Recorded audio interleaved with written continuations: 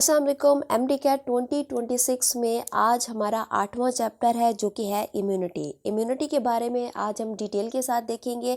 हमारे पास immunity chapter के अंदर जो जो टॉपिक्स हाईलाइटेड हैं उनमें हमारे पास सबसे पहले तो हम इम्यूनिटी के बारे में पढ़ेंगे, इम्यूनिटी क्या होती है। फिर आएगा हमारे पास 3 लाइन डिफेंस सिस्टम, उसको हम डिस्कस करेंगे। देन हमारे पास इंटरफेरॉन होगा, उसको हम यहाँ पर डिस्कस करेंगे। फिर हमारे पास एंटीबॉडी एंटीजन आता है, एंटीबॉडीज़ की टाइप है, एंटीबॉडीज़ का मोड ऑफ एक्शन है। एंड लास्ट पे हम यहाँ पर डिस्कस करेंगे डिटेल के साथ टाइप ऑफ इम्यूनिटी, जिसमें हमारे पास इनेट इम्यूनिटी आती है और हमारे पास एक्वायर्ड इम्यूनिटी आती है। तो यहाँ पर हम इन सब चीज़ों को डिटेल के साथ देखेंगे। सो हम अपना लेक्चर स्टार्ट करते हैं, लेकिन उससे पहले अगर आप लोग मेरे चैनल पर नए हैं तो प्लीज़ चैनल को लाइक करें, शेयर करें और इसको सब्सक्राइब भी लाजमी करें। सो सबसे पहले हम यहाँ पर डिस्कस करते हैं कि इम्यूनिटी क्या होती है। जैसे कि डेफिनेशन लिखी है, ability of the body to combat disease, identify and eliminate foreign particle. मतलब क्या, यानी बॉडी की ऐसी एबिलिटी है जो हमें इन्फेक्शन और डिजीज से बचाती है। और ये एबिलिटी जो होती है ना, हमारी बॉडी का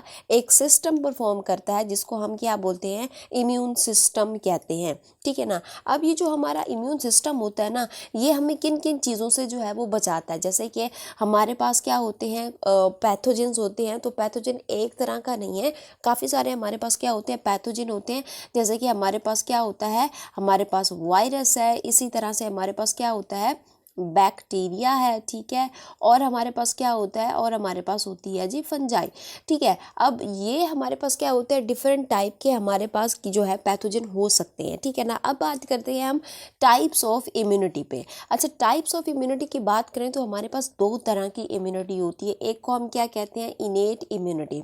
इनेट का मतलब क्या होता है, इनेट मतलब होता है इनबर्न, यानी कि ये ऐसी इम्यूनिटी होती है जो हमें इनबर्न मिलती है, यानी कि पैदा होती ही हमें जो है प्रोवाइड कर दी जाती है। ये इसलिए इसको हम क्या कहते हैं, इनबर्न कहते हैं। या यूँ हम कहें दूसरे लफ्ज़ों में इसको हम क्या कहते हैं, इसको हम कहते हैं नेचुरल इम्यूनिटी। ठीक है। तो ये नेचुरल इम्यूनिटी होती है जो हमें इनबर्न मिल जाती है। नेक्स्ट हमारे पास होती है एक्वायर्ड इम्यूनिटी। देखो नाम से पता चल रहा है एक्वायर्ड, यानी कि ऐसी इम्यूनिटी होती है जो हमें आफ्टर एक्सपीरियंसेस जो है वो मिलती है, या फिर जब हमारा जो एक्सपोजर है किसी भी पैथोजन के साथ होता है तो उसके बाद जब इम्यूनिटी डेवलप होती है तो उसको हम क्या बोलते हैं, एक्वायर्ड इम्यूनिटी बोलते हैं। तो ये हमारे पास किस तरह की इम्यूनिटी होती है, ये बेसिकली हमारे पास एडेप्टिव इम्यूनिटी होती है। ठीक है ना, जो कि आफ्टर एक्सपीरियंसेस और आफ्टर एक्सपोजर हमें यहाँ पर जो है वो मिलती है। नेक्स्ट हमारे पास जो टॉपिक है that is the 3 line defence system. ठीक है ना। अब 3 लाइन डिफेंस सिस्टम क्या होता है, सुनो। हमारी बॉडी में हर दिन हज़ारों जर्म एंटर होते हैं। ठीक है। वो अटैक भी करते हैं लेकिन हम बीमार नहीं होते। ऐसा क्यों होता है, इसके पीछे है हमारा 3 लाइन डिफेंस जो कि हमारे इम्यून सिस्टम में होता है। यानी कि अगर एक जर्म एंटर हुआ बॉडी में तो उसको डिजीज़ काज करने के लिए पहले 3 स्टेजेस को क्रॉस करना होगा। ये 3 स्टेजेस को क्रॉस करते करते वो जो पैथोजन होगा ना, वो खुद मर जाता है, तभी हम जल्दी जो है वो बीमार नहीं होते। अब वो 3 लाइन डिफेंस सिस्टम हमारे पास है क्या, हम यहाँ पर इसको डिटेल के साथ देखते हैं। फर्स्ट लाइन में क्या चीज़ें इंक्लूड होती हैं और वो क्या क्या करते हैं, सेकंड लाइन में क्या है, थर्ड लाइन में क्या है, ये सारा कुछ अब हम यहाँ पर देखते हैं 1 बाय 1 करके। तो फर्स्ट लाइन डिफेंस सिस्टम हमारा बेसिकली किस तरह का बैरियर है, ये हमारा एक्सटर्नल बैरियर है। ठीक है। ये किस तरह का बैरियर है, एक्सटर्नल बैरियर होता है। ठीक है ना। अब फर्स्ट लाइन डिफेंस सिस्टम के अंदर हमारी बॉडी का कौन सा स्ट्रक्चर या बॉडी का कौन सा ऑर्गन इन्वॉल्व होता है, वो है जी हमारी बॉडी की क्या चीज़, स्किन। ठीक है ना। ये स्किन इन्वॉल्व होती है क्योंकि ये एक्सटर्नल बैरियर है तो बाहर की तरफ हमारी स्किन ही होती है। ठीक है ना। इसके अलावा और क्या हो सकता है इस एक्सटर्नल बैरियर में, जैसे कि हम बात करते हैं किस चीज़ की, म्यूकस की। म्यूकस कहाँ पर, म्यूकस तो बहुत सारी जगहों पर होता है हमारी बॉडी में। तो म्यूकस हम बात करेंगे इन नोज। ठीक है ना। नोज के अंदर जो म्यूकस होता है उसका काम भी हमारे पास क्या होता है, फर्स्ट लाइन डिफेंस को प्रोवाइड करना। नेक्स्ट क्या होता है, नेक्स्ट हमारे पास है जी टेयर। ठीक है ना। जो हमारे आंसू होते हैं ना, आंसू के अंदर एक इंजाइम होता है जिसको हम क्या कहते हैं, लाइसोजाइम। ठीक है। इसको हम क्या कहते हैं, लाइसोजाइम इंजाइम होता है जो कि यहाँ पर क्या करता है, पैथोजन वगैरह को किल करता है। ठीक है ना। इसके अलावा हमारे पास होते हैं जी स्टमक। स्टमक की अगर हम बात करें तो स्टमक के अंदर आप सबको पता है, स्टमक के अंदर एक एसिड होता है जिसको हम क्या कहते हैं, HCl कहते हैं। ठीक है ना। HCl का काम क्या होता है, वैसे तो इसका काम जो होता है वो डाइजेशन में होता है, लेकिन ये क्या करता है कि जो भी पैथोजन आता है वो क्या होता है कि इस एसिडिक इफेक्ट की वजह से जो है वो वहाँ पर किल हो जाता है। तो ये सारी की सारी चीज़ें हमारे किस में आती है, फर्स्ट लाइन डिफेंस के अंदर आती हैं। नेक्स्ट हमारे पास आती है जी second line defence. Second line defence की बात करें तो सेकंड लाइन डिफेंस हमें किस तरह की इम्यूनिटी प्रोवाइड कर रही होती है, ये हमें इनेट इम्यूनिटी जो है वो प्रोवाइड करती है, ठीक है ना।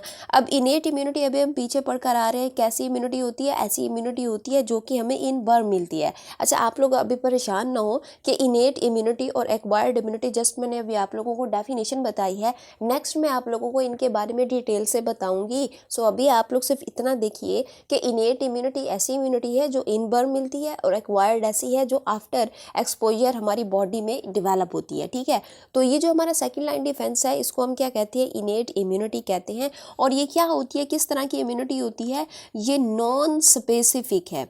अब नॉन स्पेसिफिक बोले तो क्या है, यानी कि ये जो हमारे पास सेकेंड लाइन डिफेंस होगा ना, ये नहीं देखेगा कि कौन सा जर्म जो है वो हमारी बॉडी में एंटर हो रहा है, या हम यूँ कहें कि अगर कोई बैक्टीरिया आया, वायरस आया या फंजाई आया, ये नहीं देखेगा कि मैंने किस को मारना है, बस ये देखेगा कि कोई जो है फॉरेन पार्टिकल बॉडी के अंदर एंटर हुआ है और वो उसको क्या कर देगा, किल कर देगा, ठीक है ना। तो इसलिए हम इसको क्या कहते हैं, ये नॉन स्पेसिफिक है, ये किसी एक खास जर्म को नहीं मारता, ये जो भी जर्म आएगा ये सबको क्या करेगा, सेकेंड लाइन डिफेंस सबको मारेगा, ठीक है ना।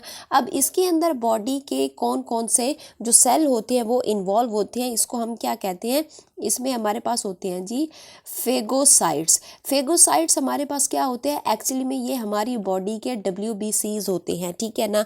ये क्या करते हैं कि कोई भी जब पैथोजन आता है तो फेगोसाइट्स क्या करते हैं, उसकी फेगोसाइटोसिस करते हैं, यानी कि उसको इनगल्फ करते हैं और उसके टुकड़े टुकड़े कर देते हैं, ठीक है। और इसके अंदर क्या चीज़ इंक्लूड है, इसमें इंक्लूड है जी इन्फ्लामेटरी, ठीक है, इन्फ्लामेटरी सब्सटेंसेस इसके अंदर जो है वो इंक्लूड होते हैं। नेक्स्ट हमारे पास इसमें क्या आता है, नेचुरल किलर सेल, ठीक है, नेचुरल, ठीक है, नेचुरल किलर सेल। ये नेचुरल किलर सेल ऐसे सेल होते हैं जो कि डायरेक्ट क्या कर देते हैं, जैसे इनको कमांड मिलता है किसी भी चीज़ का, ठीक है ना, ये फ़ौरन उस चीज़ को क्या कर देते हैं, किल कर देते हैं बगैर किसी चीज़ का वेट किए, इसलिए इसको हम क्या कहते हैं, ये नेचुरल किलर सेल होते हैं। और ये ऐसे सेल होते हैं जो हमारी बॉडी में जो टॉक्सिन होती है या फिर जो कैंसरस सेल होते हैं ना, ये उनको जो है वो क्या करते हैं, किल करते हैं। फिर आता है हमारे पास हमारा थर्ड लाइन डिफेंस, ठीक है। थर्ड लाइन डिफेंस क्या होता है, थर्ड लाइन डिफेंस में हमारी बॉडी की जो है वो एक्वायर्ड इम्यूनिटी आती है, ठीक है ना।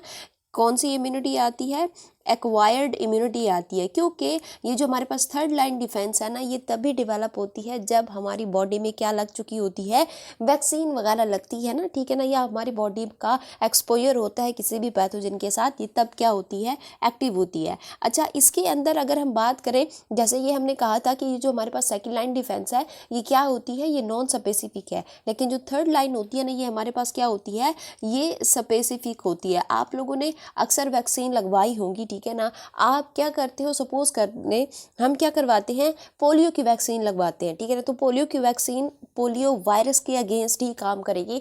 ऐसा नहीं है कि हमने वैक्सीन लगाई पोलियो की और वो जाकर जो है वो अटैक करे किसी बैक्टीरिया के ऊपर, ऐसा नहीं है। तो ये हमारे पास जो थर्ड लाइन डिफेंस होता है ये क्या होता है, स्पेसिफिक होता है, यानी कि इसमें हमारे पास जो भी इम्यूनिटी पैदा होगी, ठीक है ना, वो किसी एक के लिए क्या होगी, स्पेसिफिक होगी, ठीक है। अब यहाँ पर हमारे पास जो थर्ड लाइन डिफेंस है इसकी हमारे पास खास बात क्या होती है कि ये क्या करता है, ये किसी भी पैथोजन को क्या करेगा, आइडेंटिफाई करेगा, ठीक है, और उसको क्या कर देगा, उसकी मेमोरी बनाएगा, ठीक है ना, आइडेंटिफाई करके मेमोरी बनाएगा कि ये मेरी बॉडी का सेल नहीं है, इसको मारना है। जब वो मार देगा तो इस चीज़ की मेमोरी जो है वो बन जाएगी हमारे ब्रेन में। फिर नेक्स्ट टाइम में जब वो जरासीम दोबारा आएगा तो एंटीबॉडी तो पहले से बनी हुई है, तो हमारी बॉडी को ज़्यादा जो है वो वर्क नहीं करना पड़ेगा। अच्छा, अब इस थर्ड लाइन डिफेंस में हमारी बॉडी के कौन से सेल्स जो हैं वो इन्वॉल्व होते हैं, जैसे कि हम बात करने की चीज़ की बी सेल की, और कौन होते हैं, हमारी बॉडी के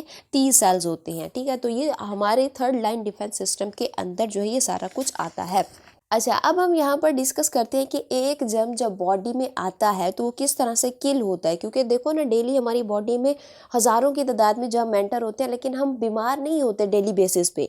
ठीक है, हमारा बॉडी क्या हो जाता है, इम्यून हो जाता है। तो ऐसा क्या है हमारी बॉडी के अंदर, किस तरह से ये जो हमारा 3 लाइन डिफेंस सिस्टम है किस तरह से हमें जो है वो प्रोटेक्टेड रखता है, तो ये चीज़ अब हम यहाँ पर जो है वो डिस्कस करते हैं। अब यहाँ पर मैंने क्या किया, ये 3 लाइन डिफेंस सिस्टम है, ठीक है ना। ये हमारे पास क्या है, ये हमारे पास है जी फर्स्ट, ये सेकंड और ये हमारे पास क्या है जी थर्ड है। अब वन बाय वन करके यहाँ पर देखते हैं कि किस तरह से जरासीम जो है वो एंटर होता है और हमारी थर्ड लाइन डिफेंस तक पहुँचता है। तो सपोज कर लो ये कोई जो है ये पैथोजिन है, ठीक है ना, ये कोई जो है हमारे पास क्या है, जर्म है। अब ये जर्म क्या करेगा, हमारी फर्स्ट लाइन डिफेंस को क्रॉस करेगा। अब पीछे हम पढ़कर आ रहे हैं फर्स्ट लाइन यानी कि हमारा एक्सटर्नल बैरियर, उसके अंदर क्या चीज़ इंक्लूड थी, हमारा जो है वो स्किन था, ठीक है ना। अब ये हमारी बॉडी की स्किन से जो है वो एंटर करेगा। अब एंटर किस तरह से करेगा, सपोज कर लो किसी को इंजरी हो गई या फिर बॉडी पर कोई कट वगैरह लग गया, सपोज करो यहाँ पर जो है ये कट है, ठीक है ना। तो जो जर्म है, ठीक है ना, इस कट के थ्रू सपोज कर लो वो क्या करेगा, वो एंटर हो जाएगा और फर्स्ट लाइन डिफेंस को क्या करेगा, क्रॉस कर लेगा। और सपोज करो वो यहाँ तक आ गया, ठीक है ना, ये जर्म जो है वो कहाँ पर आ गया, फर्स्ट लाइन को क्रॉस करके यहाँ पर आ चुका है। अब इसका सामना क्या होगा, इसका सामना होगा हमारी सेकंड लाइन डिफेंस सिस्टम से। अब सेकंड लाइन डिफेंस सिस्टम में हमारे पास जो मेजर सेल थे, मैंने क्या कहा, उनके अंदर क्या इंक्लूड था, उनके अंदर था फेगोसाइट्स, यानी कि फेगोसाइट्स ऐसे सेल होते हैं जो कि क्या करते हैं, इनगल्फिंग करते हैं, फेगोसाइटोसिस करते हैं, किसी भी फॉरेन पार्टिकल के टुकड़े टुकड़े कर देते हैं, ठीक है। अब ये जो हमारे पास सेकंड लाइन डिफेंस है, सपोज कर लो यहाँ पर ये कौन बैठे हैं जी, ये बैठे हैं जी हमारे पास फेगोसाइट्स, ठीक है ना, ये क्या है, ये फेगोसाइट्स हैं। अब फेगोसाइट्स क्या करेगा, फेगोसाइट देखेगा कि ये जर्म जो है ये एंटर हुआ है, तो ये फेगोसाइट्स क्या करेगा, इसको अपनी बॉडी के अंदर लाएगा, यानी कि इनगल्फ करेगा। जब ये इनगल्फ करता है तो इसके बाद क्या कर देगा, इसके टुकड़े टुकड़े कर देगा अपनी बॉडी के अंदर, ठीक है। ये देखिए, ठीक है, ये है जी फेगोसाइट्स और हम यहाँ पर अब इसके क्या कर रहे हैं, पीसेस कर रहे हैं। तो ये जो जर्म था इसके क्या हो गए, अब पीसेस हो गए, यानी कि जो फेगोसाइट्स था उसने क्या कर लिया, इसको इनगल्फ करने के बाद with the help of enzyme, ठीक है ना, इसने क्या कर दिए, इसके यहाँ पर पीसेस कर दिए। अब ये फेगोसाइट्स क्या करेगा, ये फेगोसाइट्स इसने जिस भी जर्म के यहाँ पर पीसेस किए हैं, ये फेगोसाइट्स क्या करेगा, उनके पीसेस को अपनी सरफेस पर क्या करा देगा, शो करा देगा, लाइक दिस, ठीक है। यहाँ पर जो है इनको इस तरह से शो करा देगा अपनी पूरी सरफेस के ऊपर।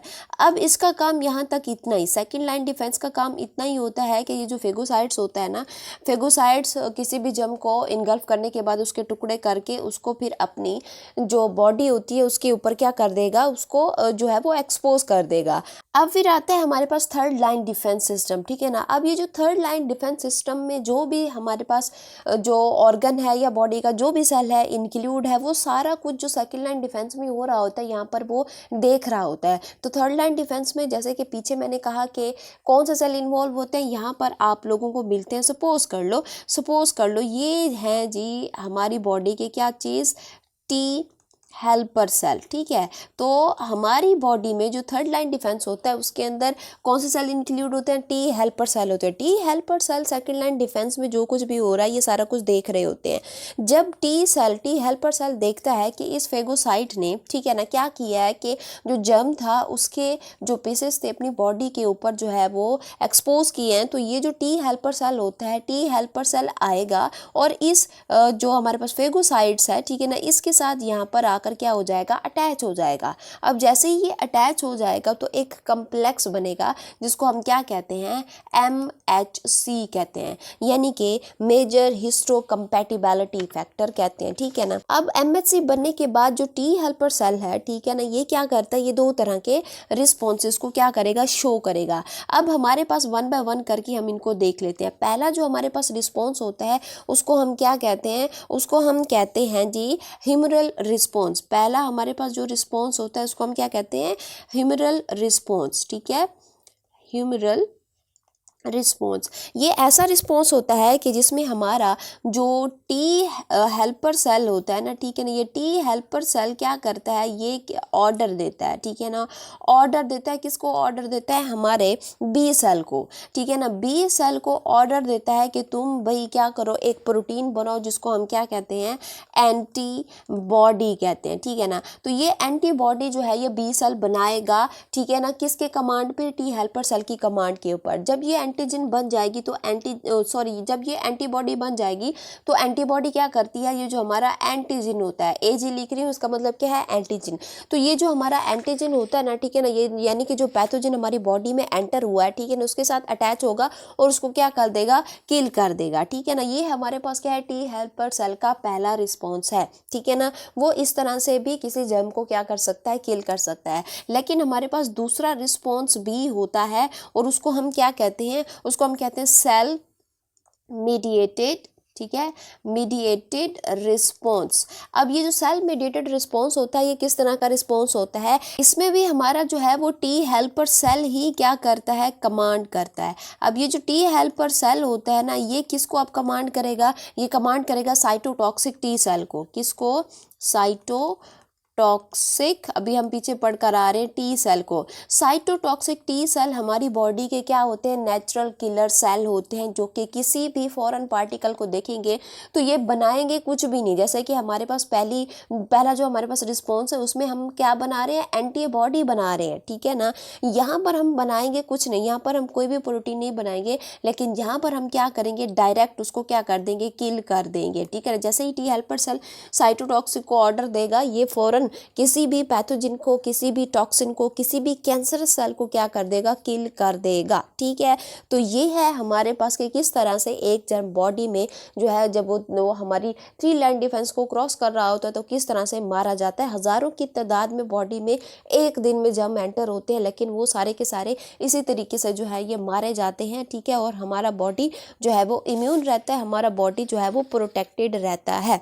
अब हम नेक्स्ट जो यहाँ पर डिस्कस करेंगे, that is the role of interferon, ठीक है ना। इंटरफेरॉन क्या होते हैं, इनका नाम ऐसा क्यों रखा गया, देखो इनका नाम ऐसा क्यों रखा गया, पहले ये बात करते हैं कि जब ये डिस्कवर हो रहे थे ना, तो ये पहली बार कहाँ पर देखे गए थे, ये वायरल रेप्लिकेशन में देखे गए थे, ठीक है ना, कि ये वायरस की रेप्लिकेशन को होने नहीं दे रहे थे, इंटरफेयर कर रहे थे और वायरस की प्रोजेनी भी बनने नहीं दे रहे थे, ठीक है। तो इसीलिए इनका नाम जो है वो क्या रखा गया, इंटरफेरॉन रखा गया। यानी कि इंटरफेयर करने वाले हमारे पास कुछ चीज़ें होती हैं जो कि हमने इनको बाद में नाम दे दिया, किस चीज़ का, इंटरफेरॉन का। अब इंटरफेरॉन होते क्या है, जैसे कि यहाँ पर लिखा है, दीज आर एंटीवायरल ग्लाइकोप्रोटीन, ठीक है ना। अब आप लोगों ने बायोमोलिक्यूल में पढ़ा होगा कि ग्लाइकोप्रोटीन क्या होते हैं, कि जब प्रोटीन और कार्बोहाइड्रेट आपस में मिलते हैं तो उसको हम क्या कहते हैं, वो एक जो हमारे पास कंजुगेट मॉलिक्यूल बनाते हैं, दैट इज द ग्लाइकोप्रोटीन।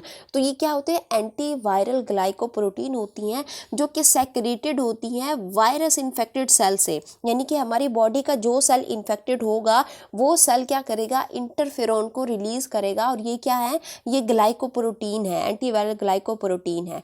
फिर ये क्या करती है, विच इंटरफेयर द वायरल रेप्लिकेशन, जो वायरस की रेप्लिकेशन को नहीं होने देते, वायरस के बच्चों को नहीं बनने देते। और फिर क्या करते हैं कि जो हमारा नियर बाय सेल होते हैं ना, उसको भी क्या करते हैं, वार्निंग करते हैं, उसको भी क्या कर देते हैं, अलर्ट कर देते हैं कि बॉडी में जो है वो चोर घुस आए हैं, अब तुम जो है वो अलर्ट हो जाओ, ठीक है। तो ये है हमारे पास इंटरफेरॉन, ठीक है ना। अगर देखा जाए तो इसका काम होता है सिग्नल प्रोवाइड करना या फिर केमिकल को भेजना नियर बाय सेल तक, जिससे बॉडी के सेल अलर्ट हो जाएं तब जब बॉडी में कोई जर्म एंटर हुआ, ठीक है। अब यहाँ पर सवाल यह है कि ये किस तरह से बॉडी को सिग्नल देते हैं। हमने बोला कि ये सिग्नल देते हैं, लेकिन किस तरह से जो है ये सिग्नल देते हैं, इनका हमारे पास कुछ ना कुछ जो प्रोसेस तो चलेगा। यस, इसका प्रोसेस है, ये क्या करते हैं, ये केमिकल को जो है वो रिलीज करते हैं, ठीक है ना। केमिकल भेजते हैं जिसकी वजह से क्या होता है कि जो इन्फेक्टेड सेल है ना, ठीक है ना, जो सेल इन्फेक्ट हुआ है, ठीक है ना, उसमें से क्या होगा, यहाँ से सपोज करो ये सेल इन्फेक्ट हुआ है, ये सेल है, अब ये सेल क्या करेगा, यहाँ से कुछ जो है वो केमिकल को रिलीज करेगा। तो ये एक सिग्नल है जिससे क्या होगा कि जो नियर बाई सेल होंगे, ठीक है ना, यहाँ पर जो नियर बाई सेल होंगे ना, वो क्या हो जाएंगे, एक्टिव हो जाएंगे कि बॉडी में कुछ जो है वो गड़बड़ चल रही है, तो मैं खुद से जो है वो रेडी हो जाऊँ, ठीक ठीक है ना, पहला हमारे पास काम ये है। फिर जब ये सिग्नल प्रोवाइड कर देते हैं तो फिर क्या होते हैं कि ये क्या कर देते हैं, इनहिबिट कर देते हैं किस चीज़ को, वायरल रेप्लिकेशन। ठीक है, तो ये इसका हमारे पास जो है ये दूसरा काम है कि ये किस तरह से जो है वो सिग्नल को प्रोवाइड करते हैं और किस तरह से वायरस की रेप्लिकेशन को जो है रोकते हैं। जब ये वायरस की रेप्लिकेशन को रोकते हैं तो इससे क्या होता है कि जो नियर बाय सेल होते हैं ना, अपनी स्पेशल प्रोटीन को एक्टिव कर देते हैं, जिससे जो वायरल रेप्लिकेशन है ना वो नहीं हो पाती। फिर हमारे पास जो है एंड पर जब ये वायरस की रेप्लिकेशन रुक जाती है तो हमारे पास जो तीसरा हमारे पास पॉइंट है वो ये है कि ये क्या कर देते हैं, अपनी बॉडी की जो नेचुरल किलर सेल होते हैं उसको एक्टिवेट कर देते हैं। तो ये क्या करते हैं, एक्टिवेट नेचुरल किलर सेल। ठीक है, अब नेचुरल किलर सेल हम पीछे भी पढ़कर आ रहे हैं, वो क्या होते हैं, हमारी बॉडी के साइटोटॉक्सिक टी सेल होते हैं। तो ये क्या करते हैं कि ये जैसे ये वायरल रेप्लिकेशन रुकेगी तो हमारे नेचुरल किलर सेल जो है वो एक्टिवेट हो जाएंगे और उस जर्म को जो किसी भी सेल में एंटर हुआ है उसको ख़त्म कर देंगे। ठीक है ना, अब ये हमारे पास जो है ये इस तरह से सिग्नल प्रोवाइड करते हैं। अब ये मैकेनिज्म होता किस तरह से है, मैं आप लोगों को यहाँ पर डायग्राम से समझाती हूँ। सपोज कर लो मेरे पास जी ये कोई है टिश्यू, ठीक है, ये मेरे पास है जी क्या चीज़, टिश्यू। अब हमें पता है टिश्यू किस चीज़ से मिलकर बने होते हैं, ठीक है ना, ग्रुप ऑफ सेल से मिलकर बने होते हैं। अब सपोज कर लो ये मेरे पास कोई सेल है, टिश्यू है, ठीक है ना, टिश्यू के अंदर हम कोई भी सेल ले लेते हैं। सपोज करो ये सेल है, ठीक है ना, ये सेल लिया हमने। अब यहाँ पर बाहर जो है वो कोई भी क्या था, जर्म था। अब जर्म क्या करेगा, एंटर हो गया, सपोज कर लो एंटर हो गया, उसने 3 लाइन डिफेंस सिस्टम को किसी तरह से जो है वो बचा के जो है वो हमारे किसी भी टिश्यू तक पहुँच गया है, किसी भी हमारे टारगेट सेल या होस्ट सेल तक पहुंच चुका है। ठीक है ना, अब क्या होगा कि ये सपोज करो ये इस सेल के अंदर जो है वो एंटर हुआ है। जब ये इस सेल के अंदर एंटर होगा तो फिर क्या होता है कि ये जो इन्फेक्टेड सेल होता है ना, ये इन्फेक्टेड सेल अपने में से कुछ केमिकल्स को यहाँ पर क्या कर देगा, रिलीज कर देगा। अब जैसे ही ये केमिकल यहाँ पर रिलीज होते हैं तो जो हमारे नियर बाय सेल होते हैं वो एक्टिव हो जाते हैं कि बॉडी में या हमारे टिश्यू में जो है वो कुछ गड़बड़ चल रही है। अच्छा, अब ये जर्म किस तरह से मरेगा कि ये जो हमारे पास जब इंटरफेरॉन जब यहाँ से निकल जाते हैं और जो नियर बाय सेल होते हैं, हेल्दी सेल होते हैं, वो क्या हो जाते हैं, अलर्ट हो जाते हैं। तो फिर हमारा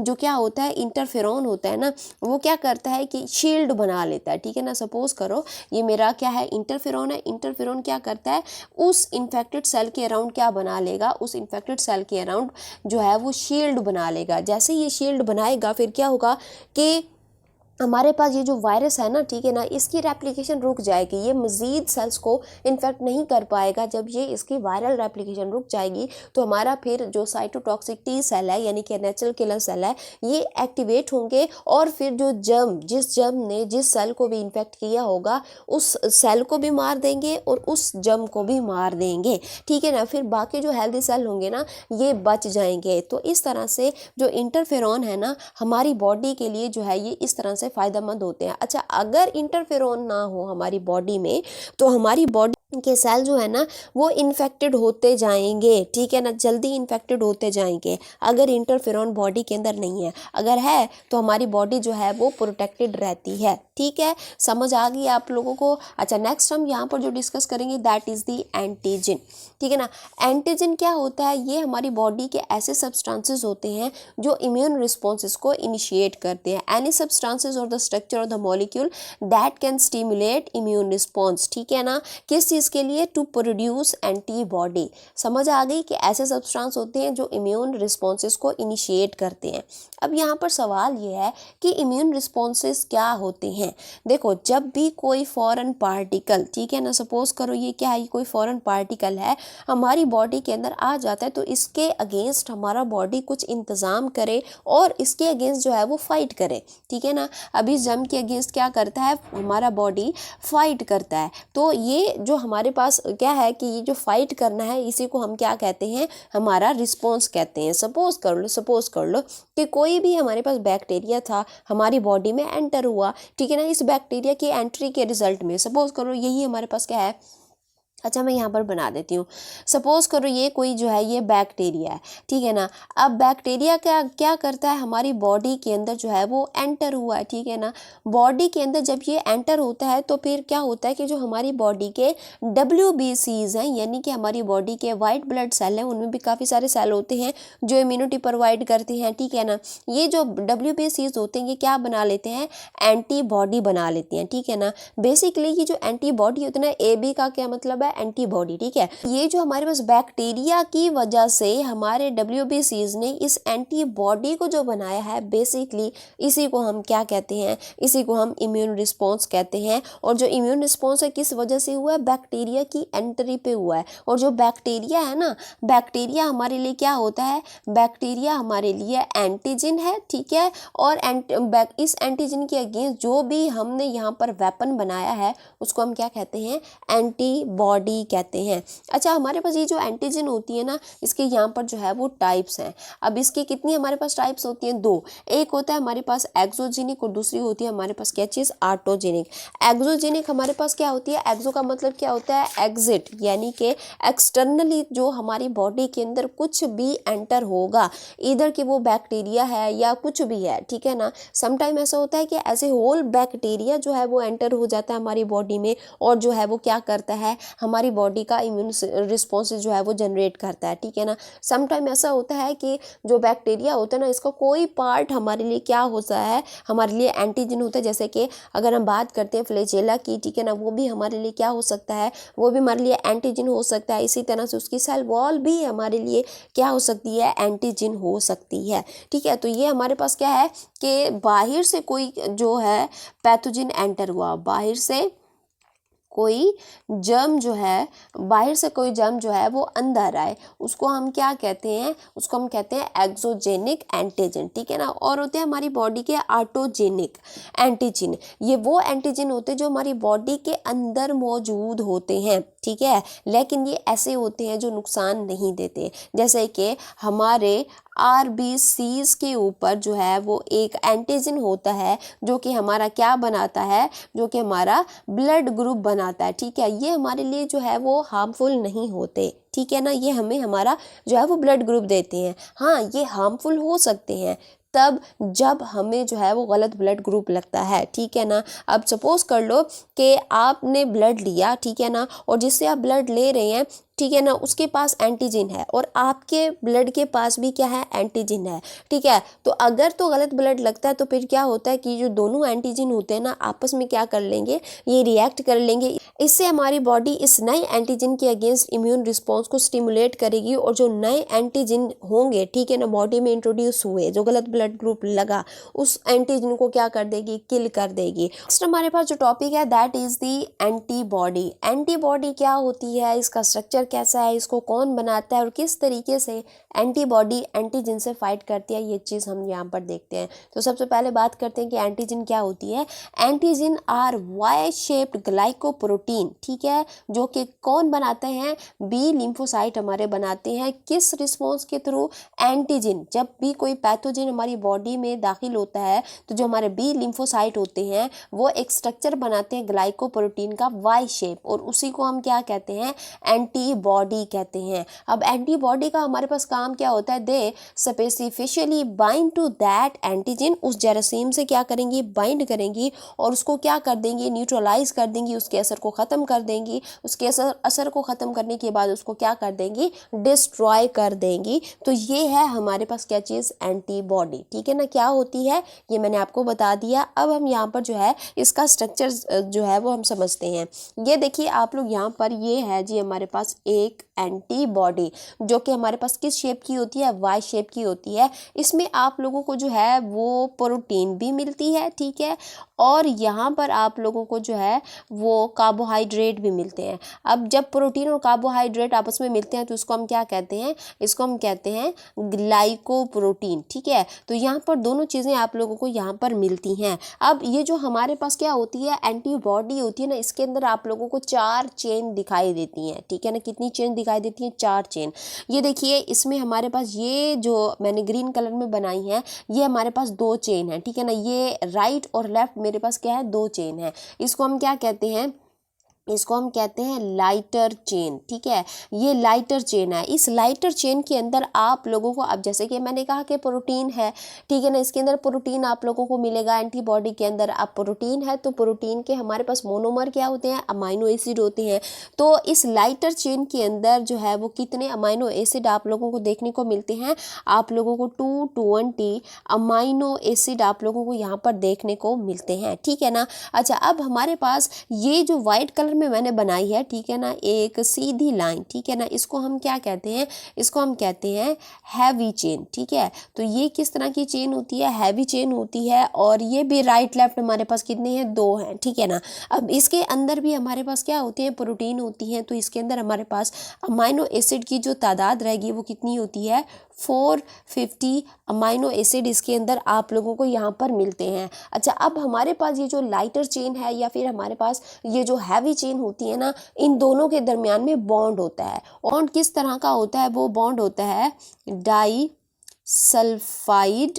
ठीक है, डाइसल्फाइड बॉन्ड होता है। और ये कोई एक डाइसल्फाइड बॉन्ड नहीं होता, यहाँ पर तकरीबन हमारे पास 16 डाइसल्फाइड बॉन्ड होते हैं इस एक एंटीबॉडी के अंदर, लाइटर और हैवी चेन के दरमियान। ठीक है, अब यहाँ पर जो है हमारे पास क्या होता है कि इन दोनों चेन को अगर हम यहाँ पर देखें तो इनके एक साइड पर हमारे पास क्या होता है, यहाँ पर देखिए ये वाला जो पोर्शन है, इसके एक तरफ आप लोगों को क्या मिलता है, अमाइनो ग्रुप मिलता है। ठीक है ना, और दूसरी तरफ आप लोगों को जो है वो कार्बोक्सिलिक एसिड जो है उसका ग्रुप आप लोगों को देखने को मिलता है। ठीक है ना।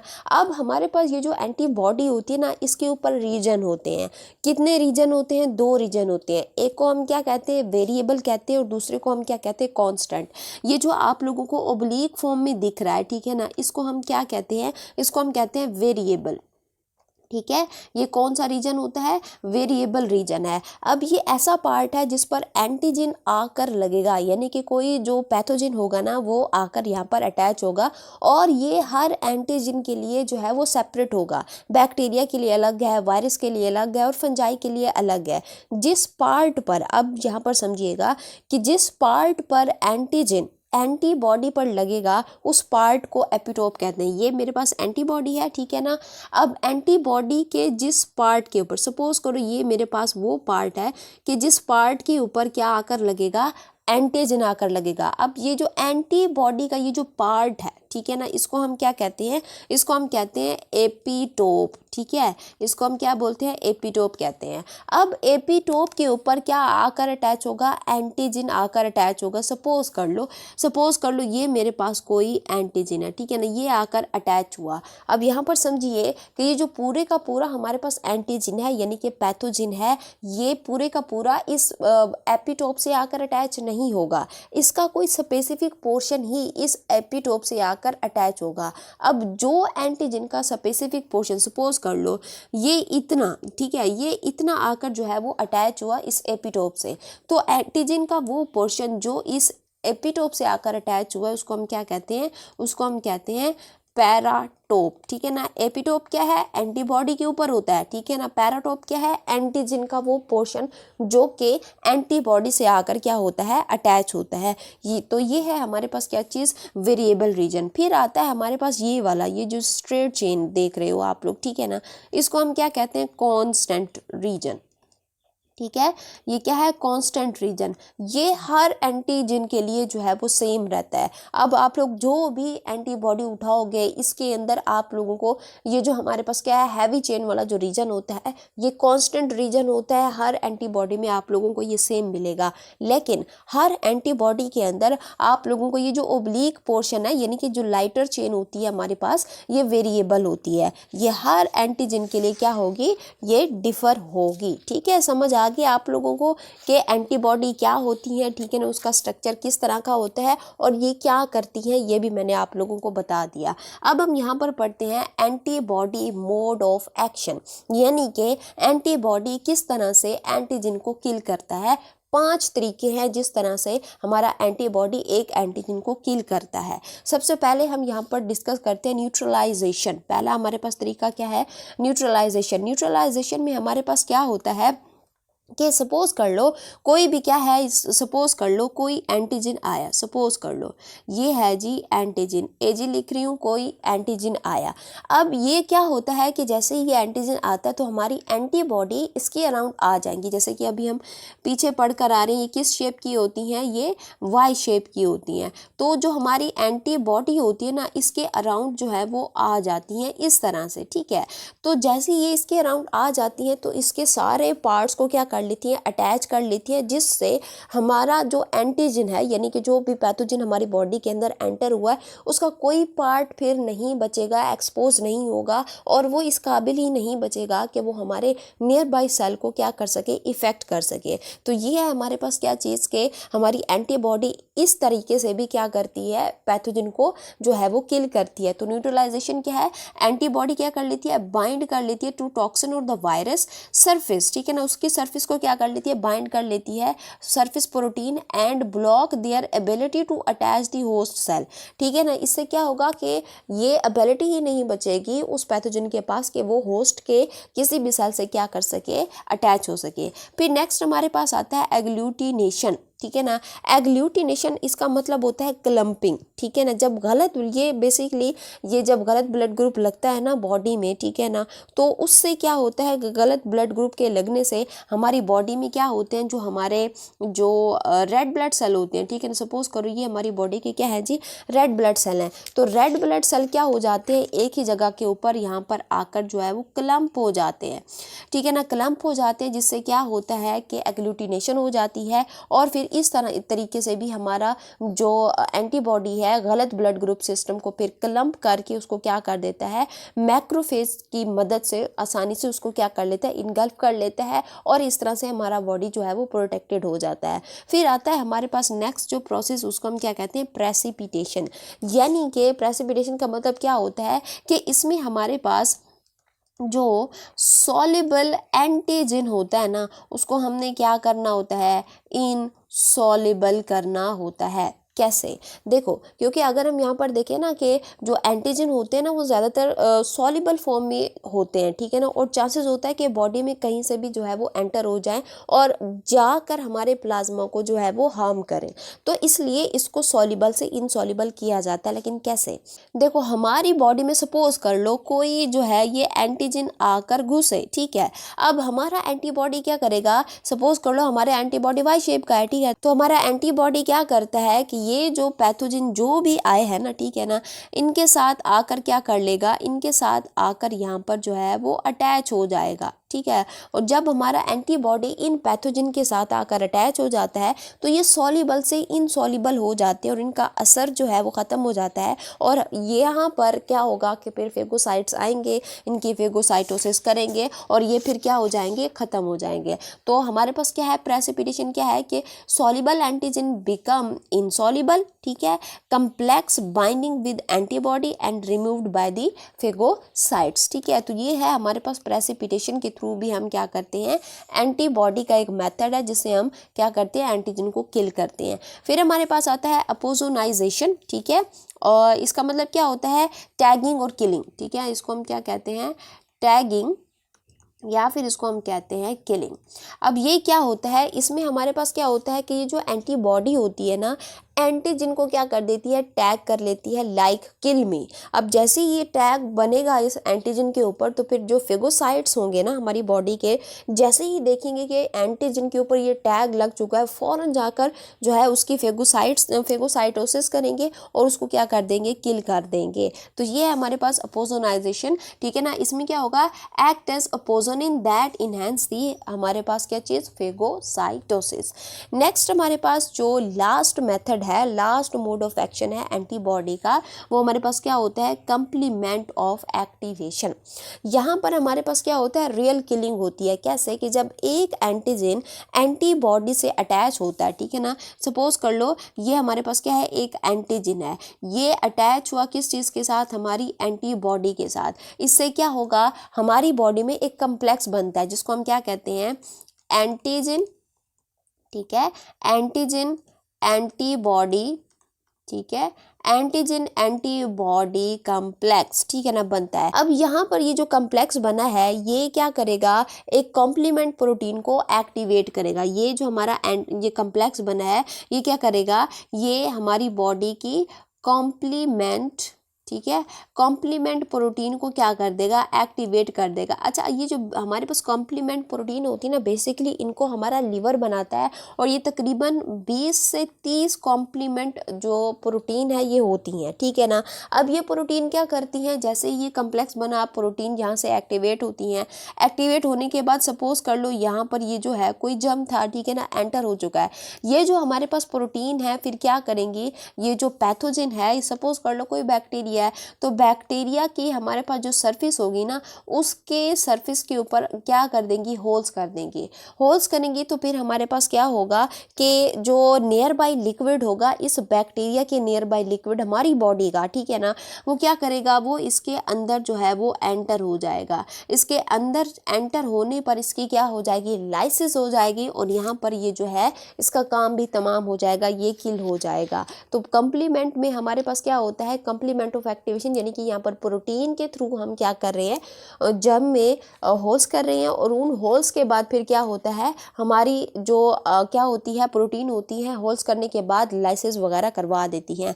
तो हमारे पास कॉम्प्लीमेंट क्या है, antibody antigen complex activate the complement cascade, ठीक है, the membrane attack complex form pore, ठीक है, in pathogen cell burst and die, जिससे वो क्या हो जाते हैं, डाई कर जाते हैं। अब यहाँ पर हम नेक्स्ट डिस्कस करते हैं टाइप्स ऑफ एंटीबॉडीज, ठीक है ना। यहाँ पर हमारे पास जो मेजर इनकी टाइप होती हैं वो 5 टाइप है। जैसे कि सबसे पहले हमारे पास क्या आता है, IgG।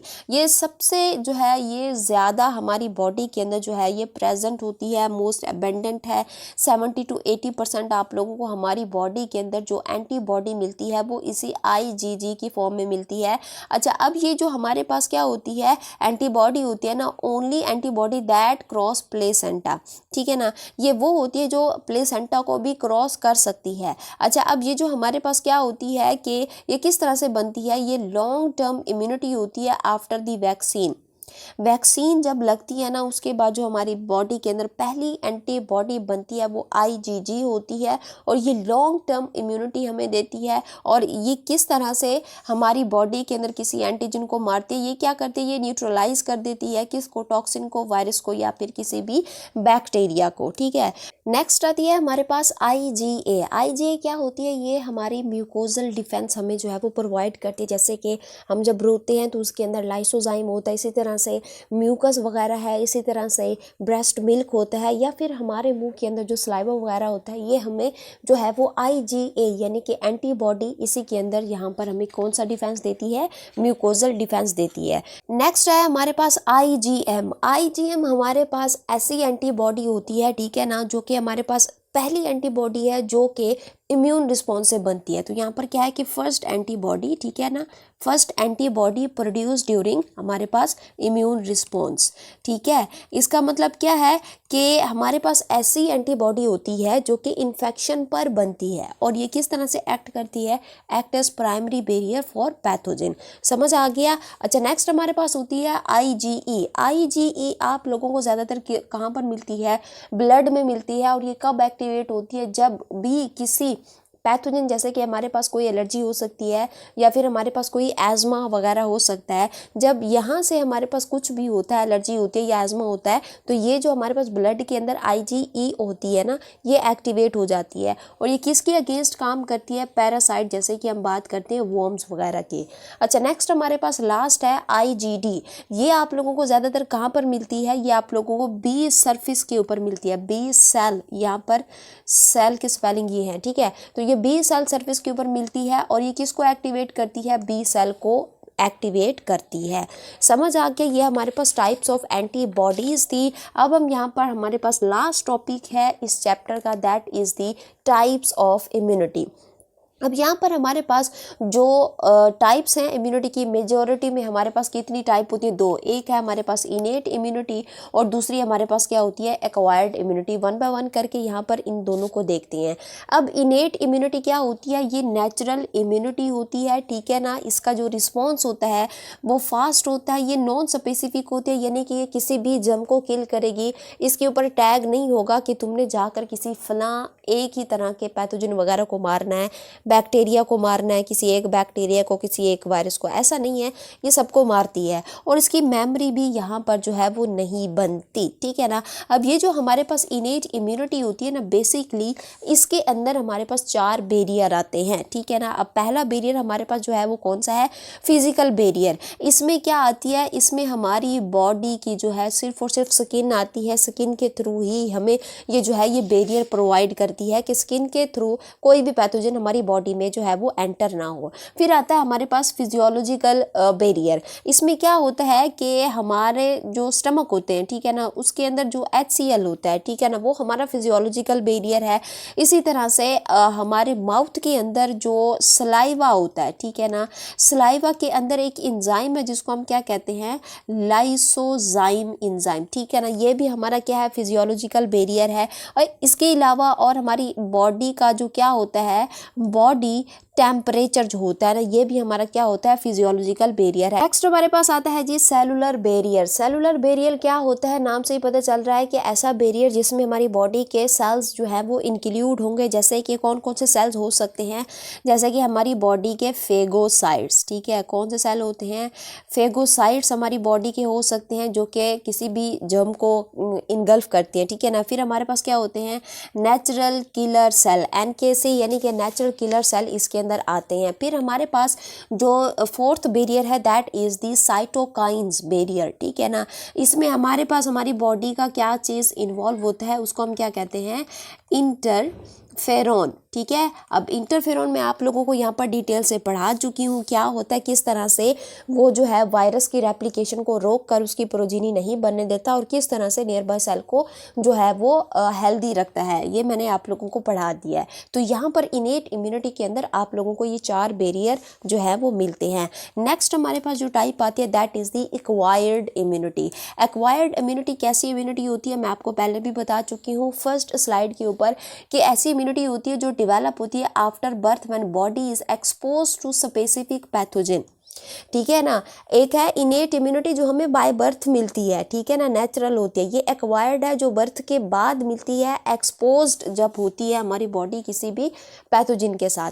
अच्छा, अब इसका जो हमारे पास रिस्पॉन्स होता है ना, ये जो रिस्पॉन्स होता है ये स्पेसिफिक होता है, ठीक है। यानी कि जो वैक्सीन हमने लगाई है किसी एक पैथोजन के अगेंस्ट लगाई होगी, तो इसीलिए क्या है कि इसका रिस्पॉन्स भी उसी ही पैथोजन के अगेंस्ट होगा, सबके साथ इसका रिस्पॉन्स नहीं होगा। और इसका जो रिस्पॉन्स होता है ये क्या होता है? ये स्लो होता है, ठीक है ना। लेकिन स्लो होता है लेकिन ये क्या होता है? बट लॉन्ग टर्म रहता है, ठीक है ना। स्लो है लेकिन ये क्या रहता है? लॉन्ग टर्म रहता है। अच्छा, यहाँ पर इसकी मेमोरी भी बनती है और ये किसके थ्रू कैरी किया जाता है? ये कैरी किया जाता है बी लिम्फोसाइट और टी लिम्फोसाइट्स के थ्रू, ठीक है ना। अब हमारे पास जो एक्वायर्ड इम्यूनिटी होती है ना, इसकी हमारे पास यहाँ पर 2 टाइप है। एक को हम क्या कहते हैं? एक्टिव इम्यूनिटी, ठीक है, और दूसरे को हम क्या कहते हैं? Passive immunity. बात करते हैं हम किस चीज़ की? एक्टिव इम्यूनिटी की। एक्टिव इम्यूनिटी क्या होती है कि ऐसी इम्यूनिटी होती है जो बॉडी खुद बनाती है, ठीक है ना। इसलिए क्या होती है? स्ट्रॉन्ग होती है और लॉन्ग लास्टिंग होती है। The immunity in which body produce its own antibody and memory cell. बॉडी खुद ही अपने जो है वो क्या बना रही है? एंटीबॉडी बना रही है। उस एंटीबॉडी के बाद क्या बन रहे हैं? मेमोरी सेल बन रहे हैं। कब? आफ्टर एक्सपोजर टू एंटीजन, जब एंटीजन से उसका क्या हो जाता है? एक्सपोजर हो जाता है, ठीक है। तो इसको हम क्या कहते हैं? एक्टिव इम्यूनिटी कहते हैं। अब ये जो हमारे पास एक्टिव इम्यूनिटी होती है ना, इसकी भी हमारे पास क्या होती है? टाइप्स होती हैं, 2 टाइप्स होती हैं। एक को हम क्या कहते हैं? नेचुरल एक्टिव इम्यूनिटी और दूसरी होती है आर्टिफिशियल एक्टिव इम्यूनिटी। अब नेचुरल एक्टिव इम्यूनिटी क्या होती है? जब इन्फेक्शन के बाद बॉडी खुद जो है वो एंटीबॉडी बनाए। क्या करे? बॉडी खुद एंटीबॉडी बनाए। कब? After exposure. तो इसको हम क्या कहते हैं? Natural active immunity. एग्जाम्पल में हम यहाँ पर ले लेते हैं किस चीज़ को, मीजल्स को, ठीक है। तो ये हमारे पास क्या है, नेचुरल एक्टिव इम्यूनिटी आती है। फिर हमारे पास आती है आर्टिफिशियल एक्टिव इम्यूनिटी। ये कब लगती है, वैक्सीन लगाने के बाद, ठीक है। ये कब लगेगी, वैक्सीन लगाने के बाद जो है ये क्या होती है, डिवेलप होती है। जैसे कि अगर हम एग्जाम्पल ले लेते हैं किस चीज़ की, पोलियो की, तो पोलियो की वैक्सीन लगने के बाद ही क्या होती है, हमारी एंटीबॉडी बनती है। तो ये है हमारे पास एक्टिव इम्यूनिटी, उसकी दो टाइप, नेचुरल और आर्टिफिशियल एक्टिव इम्यूनिटी। फिर आता है हमारे पास पैसिव इम्यूनिटी। पैसिव इम्यूनिटी ऐसी होती है जिसमें खुद से एंटीबॉडी बॉडी को दिए जाते हैं, बॉडी खुद नहीं बनाती। एक्टिव में क्या था, बॉडी खुद बना रही थी, लेकिन पैसिव में क्या है, हम खुद से बने बनाए जो एंटीबॉडी होंगे ना वो हम देते हैं बॉडी को। इसमें क्या होता है, in which readymade antibody are given to the body. अच्छा, अब इसका जो रिस्पॉन्स होता है ना वो क्या होता है, इमीडिएट होता है। इसीलिए इमीडिएट होता है तो इसलिए क्या प्रोवाइड करती है, प्रोटेक्शन भी प्रोवाइड करती है, और ये शॉर्ट लिव्ड होती है, इसकी कोई भी मेमोरी नहीं बनती। जैसे कि हमने एक्टिव इम्यूनिटी की टाइप्स पढ़ी थी, तो यहाँ पर भी ये जो हमारे पास क्या है, पैसिव इम्यूनिटी है, इसके भी हमारे पास दो टाइप हैं। एक को हम क्या कहते हैं, नेचुरल पैसिव इम्यूनिटी, और दूसरा है हमारे पास artificial passive immunity. Natural immunity ऐसी होती है जो बच्चे को मदर से मिलती है, ठीक है ना। जो क्या है, जो हमारे पास चाइल्ड होता है उसको कहाँ से मिलती है, उसको मदर से मिलती है। जैसे कि जब मदर जो है वो बेबी को क्या करा रही होती है, फीडिंग करा रही होती है, तो उसके थ्रू जो हमारी बॉडी के अंदर इम्यूनिटी डेवलप हो रही होती है वो कौन सी होती है, नेचुरल पैसिव इम्यूनिटी होती है। नेक्स्ट हमारे पास होती है आर्टिफिशियल पैसिव इम्यूनिटी। इसमें क्या होता है कि रेडीमेड, ठीक है ना, इसमें क्या होता है, रेडीमेड जो वैक्सीन होती है ना वो लगाई जाती हैं। जैसे कि अगर हम बात करते हैं किस चीज़ की, रेबीज़ की, ठीक है ना, किसकी बात करते हैं, रेबीज़ की बात करते हैं। और तो रेबीज़ के अगेंस्ट हम यहाँ पर क्या यूज़ करते हैं, एंटी रेबीज़ एंटी सीरम हम यहाँ पर यूज़ करते हैं। इसी तरह से जब स्नेक काटता है तो उसकी पॉइजन से बचने के लिए हम यहाँ पर क्या करते हैं, स्नेक एंटी वैनम यूज़ करते हैं, ठीक है ना, स्नेक एंटी वैनम हम यहाँ पर यूज़ करते हैं। तो ये है हमारे पास पैसिव इम्यूनिटी, ठीक है, जो कि मैंने आप लोगों को इनकी टाइप भी बता दी। तो इस टॉपिक के साथ हमारा चैप्टर भी एंड होता है। सो मिलते हैं नेक्स्ट चैप्टर के अंदर, तब तक अपना ख्याल रखिए, अल्लाह हाफिज़।